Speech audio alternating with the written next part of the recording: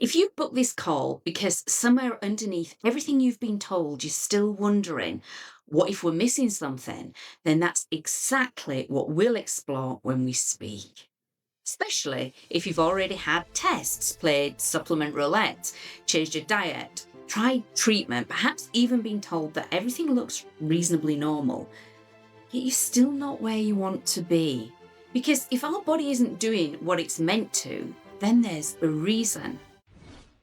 And what I hear over and over again is, I don't want another thing to try without understanding why this isn't working. And that's why I created Fertility Bandwidth.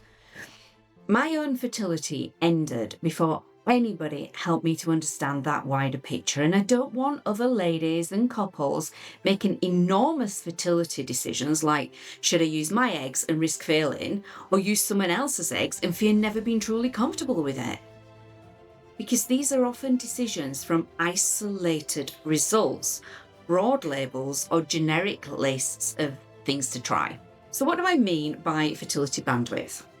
Think about the internet in your house. You can have perfectly good broadband, but if 10 different devices are all pulling on that connection at once, everything starts to slow down.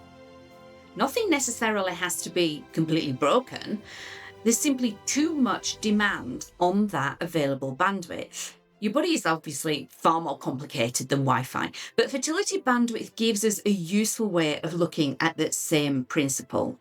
Your reproductive system doesn't operate in isolation. Your body is also regulating. It's responding to inflammations, immune activity, digesting, absorbing nutrients, repairing tissues, producing energy, and recovering, responding to everything that's happening around it on a daily basis. So the question I ask isn't, what does her AMH say, or is she ovulating? Obviously, these things are important. We take it into account. But it is also, what else has this body had to deal with, and could so much of its capacity be going elsewhere that there's less available to support eggs developing as well as they could, and ovulation functioning as well as it otherwise might?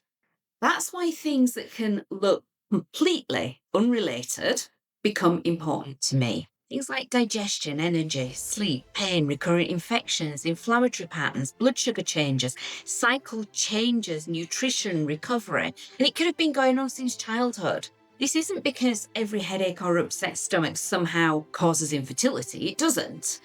But it's because when several seemingly separate symptoms occur together in clusters, that pattern that's invisible if everyone is only looking at their own individual little departments means so much about how the body's interacting. So you may have had your ovaries looked at by one person, your thyroid by somebody else, your gut by someone else, perhaps your blood sugar somewhere else again. But who has stood back and looked at how all of those things may be behaving together in that same body?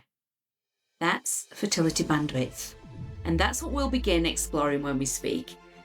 I'm not going to pretend that I can diagnose your root causes in one consultation, but we will look at your headline patterns and give you some clarity about whether the explanation that you've been given so far really accounts for what's happened, or whether there also appears to be something meaningful that still warrants a deeper investigation, and what the sensible next decision from there is. Sometimes I don't believe that my approach is right.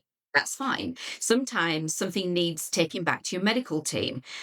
But sometimes I spot a lady where I can see enough in that wider pattern to believe that it's worth me investigating properly what's going on under the hood.